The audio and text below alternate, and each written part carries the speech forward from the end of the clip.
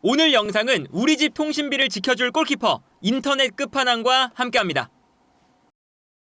최근 이강인 선수의 출전 시간이 줄어들다 보니까 어떤 이야기가 나오고 있냐면 프랑스의 스포르트라는 매체에서는 물론 스포르트가 공신력이 매우 낮은 매체라는 것을 감안을 해야 되지만 이강인은 현재 파리 생제르맹을 떠날 가능성이 존재하는 선수다라는 이야기가 나왔어요. 조금 더 자세하게 읽어보면 지난 시즌 파리 생제르맹에 입단한 이강인은 기대에 부응하기 위해 고군분투하고 있지만 엔리케 감독의 시스템에서 영향력이 생각보다 약하기 때문에 이번 여름에 그러니까 이번 시즌이 끝나고 팀을 떠나야 될 수도 있습니다. 2200만 유로의 이적료로 영입됐지만 일단은 파리 생제르맹에서 필수적인 역할을 하지 못하고 있고 2차적인 역할, 그러니까 백업의 역할을 하면서 경기 중에도 끝나기 직전 몇 분 동안만 출전하고 있는 상황이다. 바르콜라, 덴벨레, 두에, 네베스 같은 선수들에게 밀려나 있는 상황이고 이런 상황에 직면해서 파리 생제르맹은 새로운 선수를 영입하기 위해 이강인의 방출을 고려하고 있다. 그런데 이런 이야기는 애초에 신뢰도가 높은 르키프라던가 이런 매체에서 보도한 것과는 완전히 다른 내용이긴 해요. 그렇기 때문에 신뢰도가 높지 않은 이야기라고 할 수가 있겠죠. 예를 들면 르키프에서 겨울 이적 시장에 나왔던 이야기가 이강인에 대한 여러 영입 요청을 받은 상태지만 현재로서는 엔리케 감독이 이강인을 높게 평가하고 있기 때문에 이강인을 떠나보낼 생각이 전혀 없다. 그리고 이때 당시에는 모든 대회에서 24경기 중 14경기를 선발로 출전하고 있기 때문에 엔리케 감독의 신임을 받고 있는 상태다라는 이야기가 나왔고요. 지난 여름에는 이런 얘기가 있었죠. 나폴리가 이강인의 영입에 관심이 있는데 특히나 오시멘을 파리 생제르맹이 원할 때 나폴리 쪽에서 오히려 9천만 유로의 이적료와 이강인을 더한 조건으로 오시멘을 데려갈 수 있다라고 역제안을 하기도 했었다. 그리고 심지어 나폴리의 콘테 감독이 파리 생제르맹의 스쿼드에서 이강인을 가장 눈여겨보고 있다. 그러나 파리 생제르맹은 이강인을 노리는 그리고 이강인을 포함하는 트레이드를 거부한 상태다 라는 얘기가 나왔어요. 그리고 저 때도 르키프에서 다른 선수들은 포함할 수 있지만 이강인은 포함시키는 것을 거부한다 라는 이야기들이 반복적으로 나왔거든요. 그렇기 때문에 일단 팀에서 이강인을 현재 방출시키고 싶어 한다거나 이강인을 전력외 선수로 둔다거나 이러한 이야기들은 기본적으로는 공신력이 없는 이야기라고 할 수가 있습니다. 다만 여기서 이제 문제는 어떤 거냐면 최근에 이강인 선수의 출전 시간이 많이 줄어든 건 사실이에요. 예를 들어서 최근 들어서의 경기를 보면 특히나 이 맨시티와의 챔피언스리그 때부터 보면요. 최근 10경기에서 선발로 나온 경기가 맨시티와 슈투트가르트 이 챔피언스리그 마지막 중요했던 7차전, 8차전이 연속으로 있었잖아요. 그 사이에 있었던 랭스전에 선발 출전했습니다. 물론 맨시티전도 선발 출전했지만 덴벨레가 몸 상태가 안 좋을 때 전반전 45분만 뛰고 덴벨레와 교체가 됐었고요. 그 다음에 슈투트가르트전도 교체로 나왔었고 브레스트전에 선발로 나왔고 그 다음에 르망 FC와 이제 요 르망은 3부 리그 팀인데요. 리그컵 경기에서 선발로 나왔어요. 근데 그 이후에 모나코전 교체, 브레스트와의 16강 플레이오프 교체 출전, 그리고 툴루즈와의 리그 경기에서 선발로 나왔지만 브레스트와의 챔피언스리그 16강 플레이오프 2차전 그리고 최근에 있었던 리옹전에도 교체로 나왔습니다. 그래서 최근 10경기만 봐도 선발로 나왔던 경기가 툴루즈 그리고 르망 그리고 리그에서 펼쳐졌던 브레스트와의 경기 그리고 랭스 여기에 더해서 45분만 뛰었던 맨시티전 이렇게 5경기예요. 근데 이 5경기가 기본적으로 영양가가 높은 경기들은 아니라고 볼 수가 있겠죠. 일단 챔피언스리그 16강 진출에 중요했었던 맨시티와 슈투트가르트전도 이강인 선수가 중용되지 못했고 그리고 16강 플레이오프에서도 이제 이강인 선수가 출전 시간이 브레스트와의 경기 정말 3대0과 7대0 엄청난 스코어가 나오는 상황에서 이강인 선수가 선발로 나오지 못했고요. 출전 시간은 15분과 30분밖에 되지 못했습니다. 그리고 리그에서도 정말 중요한 매치 모나코와의 경기라던가 리옹과의 경기에서도 이강인 선수가 출전 시간이 많지가 않았어요. 그러니까 예를 들면 브레스트와의 챔피언스리그 16강 플레이오프가 중요하다면 요 전에 있는 경기들은 그래도 선발로 나와야 되잖아요. 근데 모나코와의 경기가 중요하다 보니까 이강인 선수가 나오지 못했고 브레스트와의 16강 플레이오프 2차전이 끝난 다음에도 리옹과의 경기가 리그 순위에 중요하니까 이강인 선수가 출전 시간이 매우 적은, 심지어 브레스트와의 경기에 30분밖에 안 뛰었는데 그 다음 경기가 16분밖에 출전 시간을 가져가지 못했어요. 그래서 최근 들어서 보면 이강인 선수의 출전 시간이 많이 줄어 있는 것은 분명한 사실입니다. 그래서 이강인 선수의 출전 시간이 분명 시즌 중반까지는 팀 내에서 5번째, 6번째 정도 순위였거든요. 근데 현재는 좀 내려가서 12번째로 많이 나온 선수가 됐고요. 두해가 최근에는 경기 수가 많기 때문에 두해가 출전 시간이 많아지면서 이강인 선수의 출전 시간을 따라잡고 있어요. 이런 걸 보면 확실히 이강인 선수가 이제 1월 들어서 그 이후부터는 약간 출전 시간이 줄어들고 있다고 봐야 되는 건데, 이러한 이유는 어디서 오냐면 일단 흡이차의 영입에서부터 나오게 됩니다. 그리고 이번 시즌에 덴벨레와 바르콜라, 이 두 선수가 시즌 초반 이후에는 정말 절정의 컨디션을 보여주고 있다는 것도 한몫하는 거죠.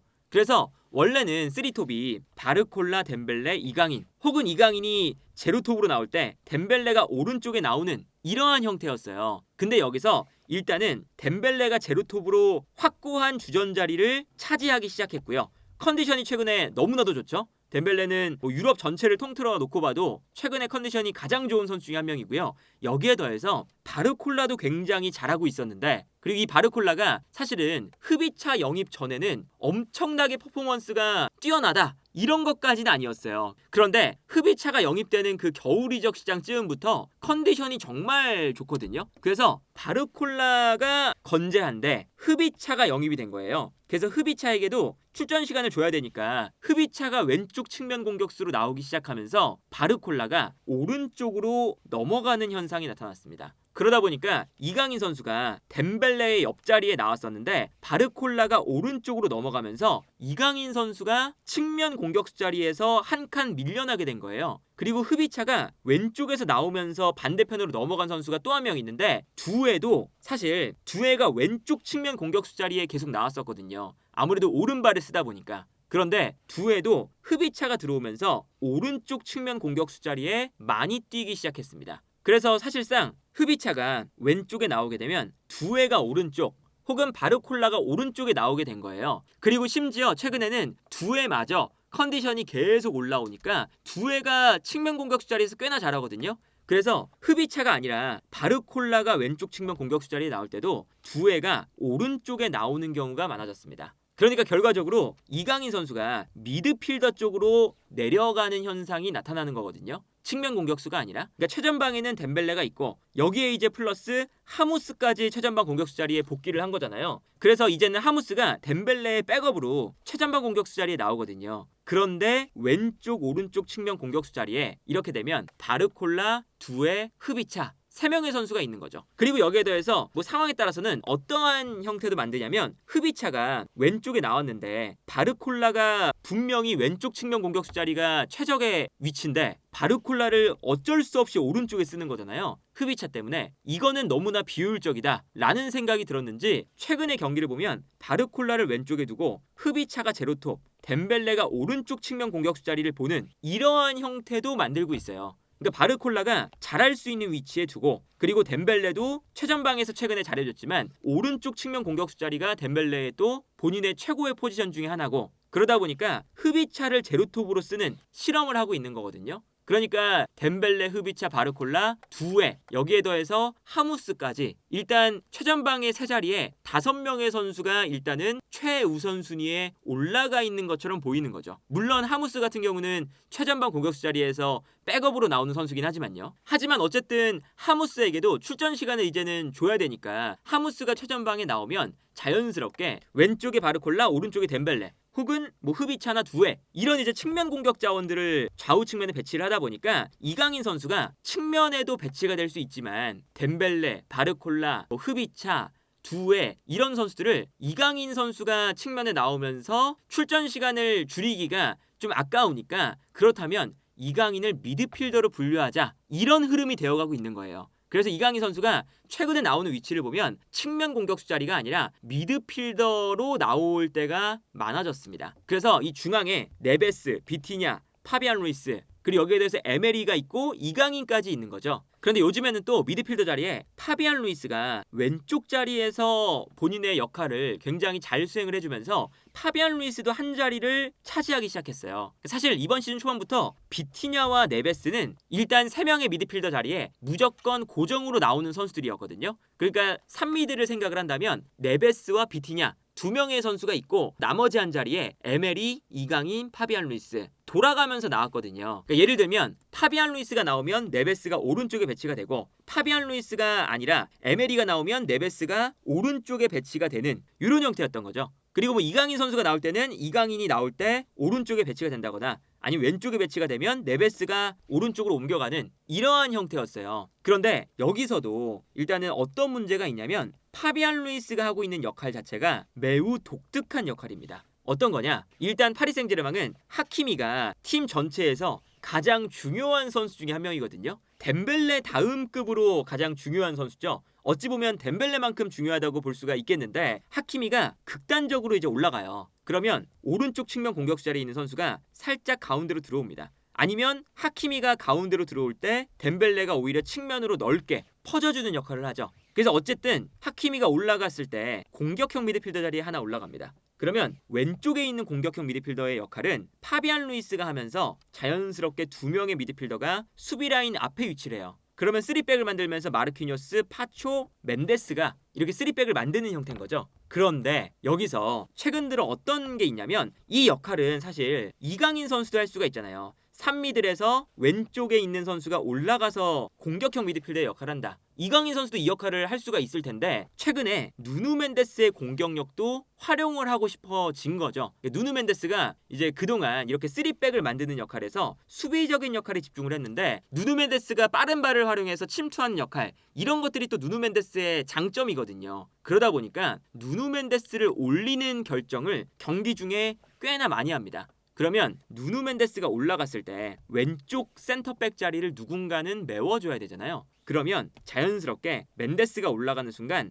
파비안 루이스가 이 3미들에서 오히려 내려가면서 3백과 같은 형태를 만들어줍니다. 그리고 파비안 루이스가 약간 지쳐있거나 체력적으로 좀 어려운 상황에서는 네베스와 파비안 루이스의 자리를 바꿔요. 그러면서 네베스를 내려서 3백을 만드는 경우도 상당히 많습니다. 그러다 보니까 왼쪽 라인에 있는 역할이 그냥 공격형 미드필더가 아니라 누누 멘데스가 올라갈 때 3백의 한 자리도 만들어줘야 되는 역할인데 이 역할은 이강인 선수에게 약간 안 맞는다는 거죠. 그렇다면 이강인이 출전할 수 있는 공간이 측면 공격수 자리에서는 뭐 덴벨레, 흐비차, 바르콜라, 두에 이런 선수들이 잘해주니까 미드필더로 분류가 됐는데 미드필더 자리에서도 왼쪽 중앙 미드필더의 역할은 이강인 선수가 이렇게 3백을 만드는 역할이 좀 안 되다 보니까 이강인 선수가 여기서도 좀 밀리는 거예요. 그래서 최근에는 이 자리에 어쩔 때는 에메리를 기용해서 실험하는 경기도 꽤 있습니다. 에메리가 이렇게 왼쪽에 오른쪽이 아니라 왼쪽에 나와서 기동력을 활용해서 3백을 만들어주고 누누 멘데스에 올라갔을 때 뒷공간을 커버하는 이런 역할을 에메리가 맡는 건데 이 역할에 에메리, 파비안 루이스, 네베스 이런 선수들은 적합하지만 이강인 선수는 이 자리에는 약간 좀 안 맞는 경우가 있죠. 그러다 보니까 최근에 이강인 선수를 어떻게 쓰냐면 오른쪽 중앙 미드필더 자리 그러니까 이제 아까 어떠한 형태로 변화를 했는지 다시 한번 보여드리면 기본적으로 4백 밸런스지만 하키미가 올라갈 때 3백으로 변화를 하고 3백으로 변화를 할 때 왼쪽에 있는 미드필더는 내려가서 3백을 만들거나 아니면 올라가서 공격형 미드필더의 자리를 만들면 오른쪽 중앙 미드필더와 수비형 미드필더는 자연스럽게 수비 라인 앞에 위치하는 이러한 형태가 돼요. 그런데 이강인 선수에게 비티냐의 역할은 어쨌든 기본은 수비형 미드필더니까 이 자리가 아니라 오른쪽 중앙 미드필더 자리를 맡기는 거죠. 그래서 한때 에메리가 저 자리에 많이 나왔을 때 이강인이 아니라 왜 에메리를 저 3미들 중에 오른쪽에 배치를 하느냐. 이강인이 오른쪽 중앙 미드필더에 나와서 사실 정상적인 3미들이었다면 그게 가능하긴 하거든요. 요 이제 오른쪽 중앙 미드필더 역삼각형의 미드필더 라인에서 이강인이 배치가 되면 자연스럽게 올라가서 하프 스페이스에 위치하면서 덴벨레라던가 바르콜라라던가 최전방 공격수 패스를 뿌려주는 역할을 맡으면 되잖아요. 그런데 여기에 이강인 선수가 배치가 되면 이렇게 하키미가 올라갈 때 뒤쪽을 커버해야 되는 이러한 이제 역할이기 때문에 이 자리에서도 어쨌든 수비력이 요구가 되는 만큼 이 자리에 에메리가 그동안 이강인 선수보다 먼저 나오는 이유가 됐었던 거죠. 근데 요즘에는 MLE도 약간 컨디션이 안 좋다 보니까 이 자리에 이제 파비안 루이스가 나오면서 혹은 뭐 네베스가 나오면서 요러한 형태가 되는 거예요. 그래서 이강인 선수를 실제로 요 오른쪽 자리에 기용해 본 경우가 요즘엔 상당히 많습니다. 그래서 이강인 선수가 올라가서 플레이를 하는 게 아니라 3백의 앞쪽 수비 라인 앞 공간에서 볼을 받은 다음에 볼을 받아서 앞쪽으로 전달시켜주는 역할, 그러니까 찬스 메이킹이 아니라 오히려 뒤에서 앞으로 볼을 연결해주는 역할을 맡고 있어요. 그래서 최근에 이강인 선수가 어떠한 포지셔닝을 가져가냐면 오른쪽에 일단 배치가 됐을 때 3미드를 만들고 있지만 여기서 살짝 내려오게 됩니다. 그리고 3톱에서 이제 바르콜라, 흐비차, 두에가 일단 이렇게 3톱이 위치하는 이러한 전형이거든요. 그리고 왼쪽 중앙 미드필더는 오히려 올라가는 형태죠. 그러면 이강인 선수가 자연스럽게 수비 라인 앞 공간으로 내려와서 이렇게 수비형 미드필더와 함께 수비 라인 앞을 두 명이서 이제 배치가 되는 형태예요. 그리고 여기서 올라오는 볼을 받아서 앞쪽으로 뿌려주는 이러한 연결고리의 역할을 하거든요. 그래서 이 장면도 이강인 선수가 반대편을 바라보면서 반대편으로 수비 라인 앞에서 패스를 뿌려주는 장면이에요. 방향 전환을 해주는 장면이고 반대편으로 이강인 선수의 패스가 정확하게 들어가는 이런 장면이죠. 그런데 여기서 이제 보시면 왼쪽 중앙 미드필더는 올라가고 오른쪽 중앙 미드필더인 이강인은 내려와서 수비형 미드필더와 함께 두 명의 미드필더 라인을 형성한다 라고 봤을 때 이강인 선수의 위치 자체가 낮아져 있는 걸 볼 수가 있죠. 그렇기 때문에 이강인 선수가 저 위치에서는 어찌됐든 하키미 같은 풀백이 올라갔을 때 결국에는 커버를 해줘야 되는 역할이라는 거거든요. 그래서 최근의 경기를 보면 이렇게 이강인이 수비 라인 앞에서 볼을 받아서 상대의 압박을 1차적으로 풀어주는 이러한 역할을 맡고 있는 건데 여기서 이강인 선수가 상대가 공격이 들어오면 자연스럽게 측면 공간을 커버해야 되는 역할을 맡고 있는 거죠. 그래서 이강인 선수가 이렇게 측면을 열심히 달려와서 수비를 해주는데 이강인 선수의 수비력이 사실 이렇게 수비적인 역할을 전담으로 맡을 만한 수비력이냐 하면 또 그건 아니거든요. 그러다 보니까 파리 생제르맹의 미드필더 자체가 왼쪽에서는 상황에 따라서는 3백에 내려가야 되는 역할이고 오른쪽에서는 어쨌든 3미들에서 한쪽이 올라가면 한쪽은 내려오는 오른쪽이 내려오면서 수비 라인 앞에 위치하는 사실상 정말 좋게 봐줘도 이강인 선수가 거기 위치하면 딥라인 플레이메이커 같은 역할을 수행을 해야 되는 상황이 오는 거거든요. 그런데 여기서 수비형 미드필더의 역할, 수비 라인 앞 공간을 보호해주는 역할을 이강인 선수가 잘하는 선수가 아니다 보니까 자연스럽게 미드필더 라인에서도 요즘에 안정감 있는 축구를 해야 될 때, 밸런스 있는 경기를 해야 될 때는 특히나 이게 강한 팀들과 만날 때 더욱더 그렇잖아요. 그럴 때 이강인 선수가 선발에 기용되지 않는 경우가 늘어나고 있다 라고 볼 수가 있겠고요. 그렇다면 측면에서는 왜 이강인 선수가 기용이 안 되냐? 그거는 오른쪽에 있는 덴벨레 혹은 뭐 바르콜라 아니면은 뭐 흐비차가 오른쪽에 나올 때도 있고요. 그리고 두에가 오른쪽에 나올 때도 있는데 이 오른쪽 공간은 하키미가 가운데로 들어갈 때 경기장을 넓게 써줘야 되죠. 그래야 상대 수비가 하키미에게 쏠리면 측면 공간을 넓게 쓸 수가 있고 빠르게, 그리고 반대로 측면을 넓게 쓸 때 수비가 끌려가면 이때 하키미에게 공간이 생기거든요. 그런데 이강인 선수가 요 자리에 나오면 수비를 끌어낸 다음에 뛰어들어간 하키미에게 찔러주는 패스, 이거는 팀 내에서 가장 잘해요. 그런데 여기서 문제는 어떤 거냐? 이강인 선수가 측면에 배치됐을 때 하키미에게 수비가 쏠리면 여기서 이강인 선수가 직선적인 돌파 능력, 이런 스피드는 사실은 덴벨레, 두에, 흐비차, 바르콜라에 비해 떨어지는 면이 있죠. 그러다 보니까 오른쪽 측면에 덴벨레, 흐비차, 바르콜라 조금 더 빠른 선수가 배치되면서 하키미를 위한 공간도 만들어주고 하키미에게 수비가 쏠리면 이 측면 공간을 빠르게 활용을 하는 이러한 플레이가 많이 나오고 있다. 그리고 최근에는 이제 파리 생제르맹이 3톱 자리가 계속 스위칭을 하거든요. 덴벨레가 들어가면 흐비차가 측면으로 빠지고 바르콜라가 들어가면 덴벨레가 또 왼쪽으로 빠지고 이런 식으로 계속 스위칭이 되는데 이 스위칭이 될 때 결국에는 공간을 만들고 뛰어들어가는 스피드, 이것에 초점을 둬요. 근데 이 뛰어들어가는 스피드가 기본적으로 이강인 선수에 비해서 흐비차, 바르콜라, 덴벨레 두에가 더 빠르다 보니까 여기서 이강인 선수가 3톱에서는 스피드적인 면에 밀리고 미드필더 라인에서는 하키미가 올라갈 때나 왼쪽에 있는 멘데스가 올라갈 때, 이럴 때 중원에 있는 선수들이 밸런스를 잡아주는 역할을 엔리케 감독은 부여하기 때문에 밸런스적인 그러니까 수비적인 면에 더 이강인보다 뛰어난 파비안 루이스라던가 네베스, 비티냐 이런 선수들에게 이강인 선수가 자연스럽게 중원에서 약간은 밀리고 있는 전술적인 측면에서 그러다 보니까 이강인 선수가 측면 공격수로 첫 번째 옵션은 아니고 중앙 미드필더로도 첫 번째 옵션이 아닌 이런 상황이 만들어지고 있는 거거든요. 그리고 전반기에는 첫 번째 옵션이 아니다 하더라도 덴벨레가 경기를 하다가 나올 때 아니면 중앙 미드필더 라인에 네베스가 나올 때 이럴 때 이강인 선수가 첫 번째 투입 멤버였어요. 그런데 요즘에는 공격 라인에도 선수가 많아지면서 이강인 선수가 측면 공격수 자원의 첫 번째 옵션이 아니라 최전방 공격 라인이 바르콜라, 덴벨레, 흐비차로 짜여져도 두 번째로 들어가는 선수가 두에가 되고 있고 그리고 두에도 최전방 왼쪽 오른쪽이 다 되는 선수죠. 그리고 미드필더 라인에도 파비안 루이스가 굉장히 잘해주면서 비티냐, 네베스, 파비안 루이스 이 세 명이 자리를 잡으면서 약간 이강인 선수의 출전 시간이